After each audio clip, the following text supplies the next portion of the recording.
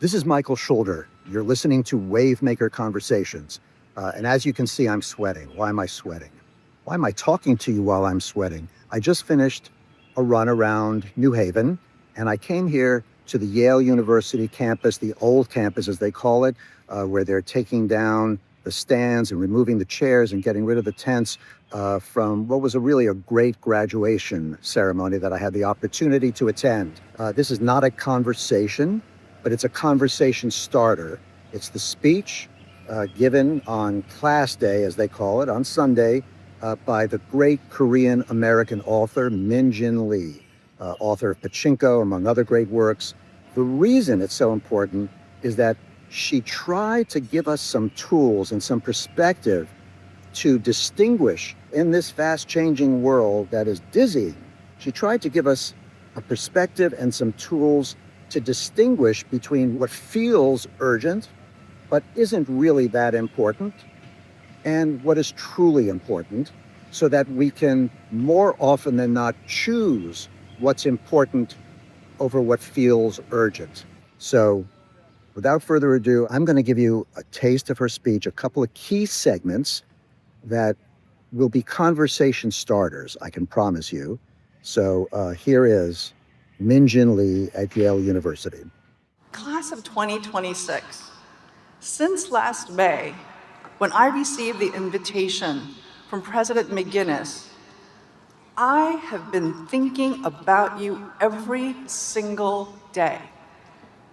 You are the so-called anxious generation, a label I have been considering.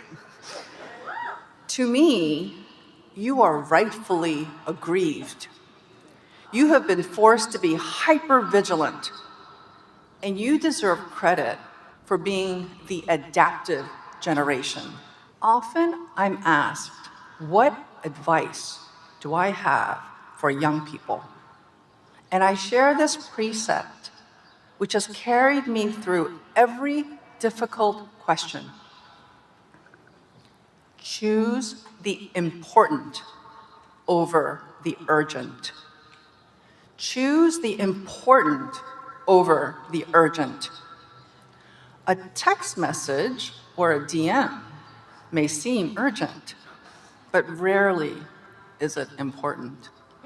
Any addictive impulse feels urgent, but you know it isn't important, and too often it will lead to our demise. So fine, you say. So we know when something isn't urgent, but then how do you know it's important? And for me, I started to see what is important when I began to understand the concept of time. The ancient Greeks have two words for time, chronos and kairos.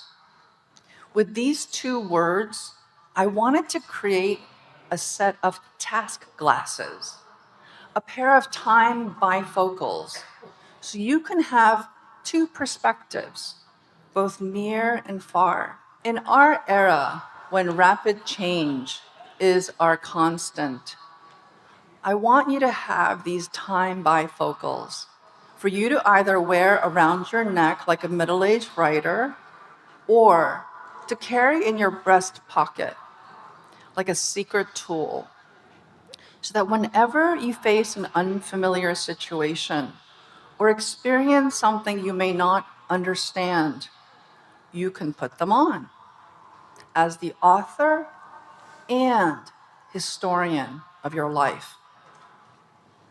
The first ancient Greek word, chronos, is a word for time, and that can be measured, like clock time.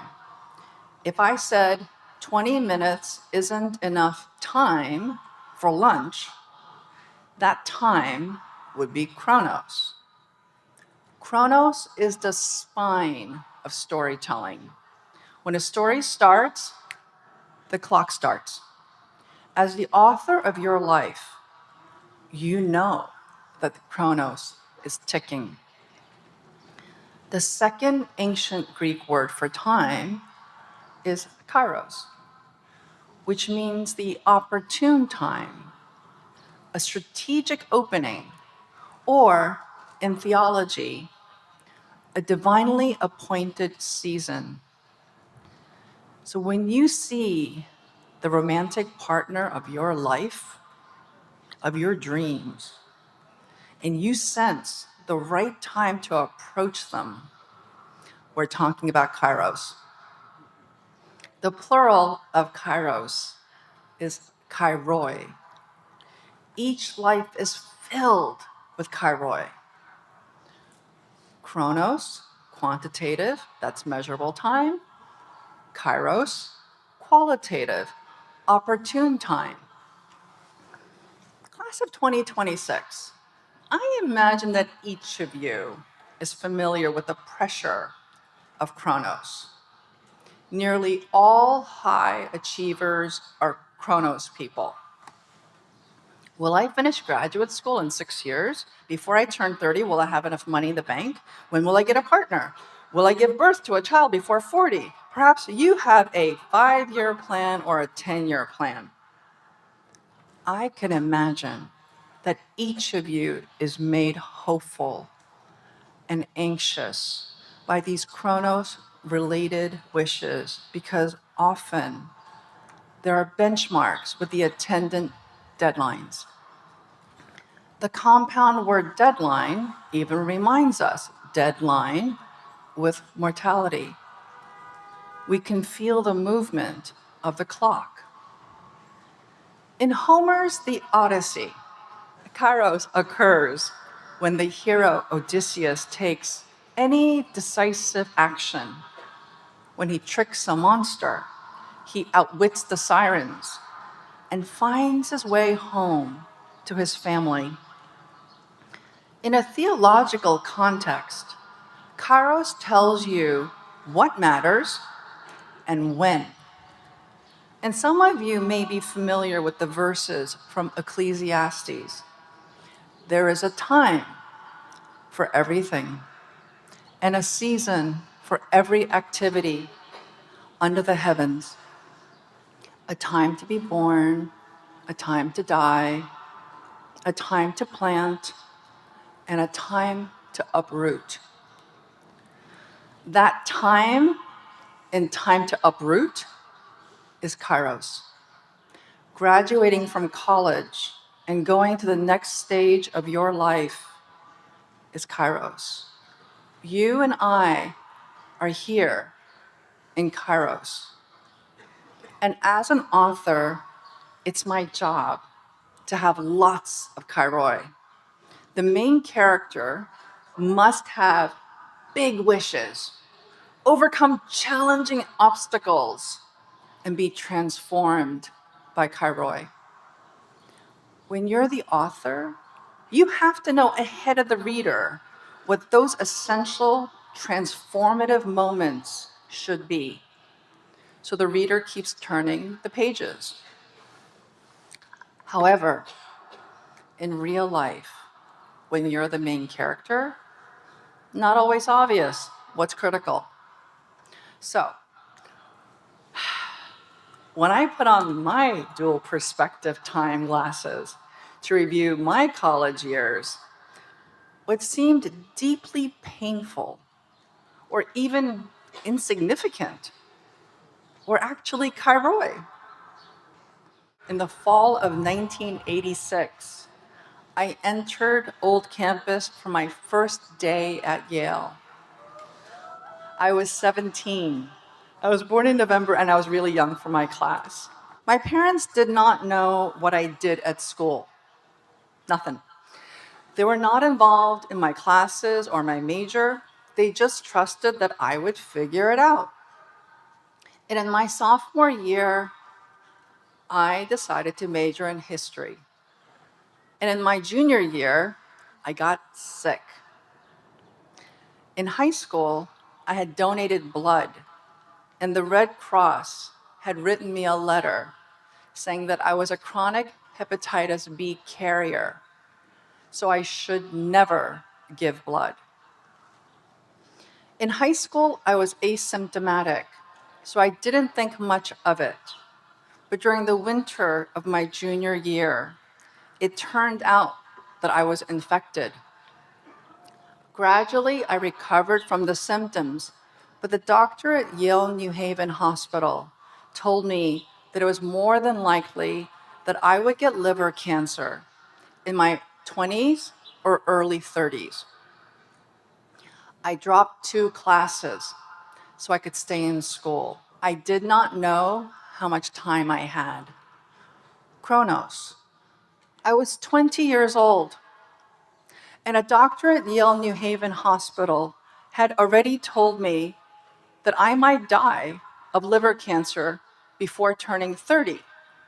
I completed the requirements of my major, but I decided not to apply to graduate school in history. I took more literature classes and college writing seminars. Right after college, I went to law school. And right after law school, I married my husband, Chris, when I was 24. Chronos.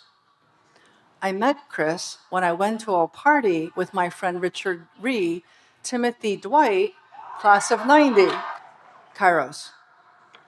I practiced law for less than 2 years, and I quit my job to write fiction. Knowing that my life would be severely curtailed, I decided that I would value my kairos. My husband and I had our son Sam when I was 29. When Sam was 3 years old, I developed liver cirrhosis, a significant risk factor for liver cancer. I was 32 years old. I never had a drop of alcohol. The Yale New Haven doctor, his prognosis came true like clockwork. Kairos hit the fan. My gastroenterologist in New York put me on an experimental trial of interferon B, and for several months, I gave myself shots. And in that season of my life, I lost my hair. The blood vessels in my face would break every time I sneezed or bent down to pick up something from the floor. I vomited and had diarrhea so badly that I could not leave the house. However, the drugs worked, and I'm fully cured.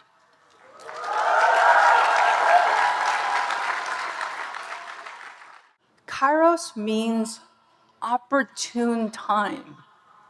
And you could interpret this to mean that, like Homer's Odysseus, you must always be decisive, always canny to figure out how to get home. I didn't live that way. If anything, I've learned that Kairos happened in spite of me, not because of me.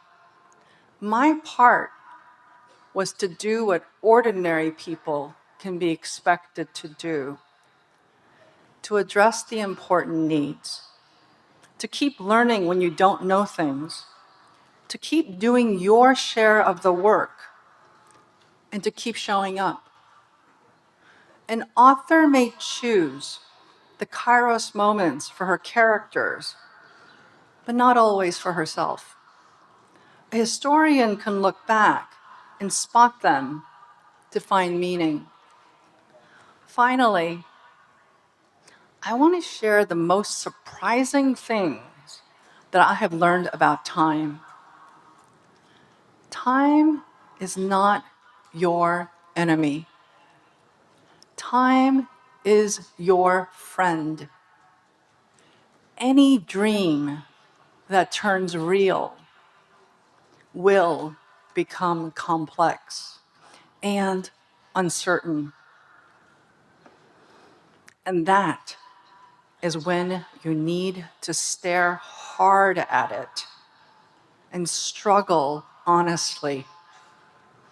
Nothing was wasted about your time here if you let the brightest and the darkest moments teach you to struggle better with truth. Time is our teacher. And you, class of 2026, will not be shaken because you are well equipped for what lies ahead.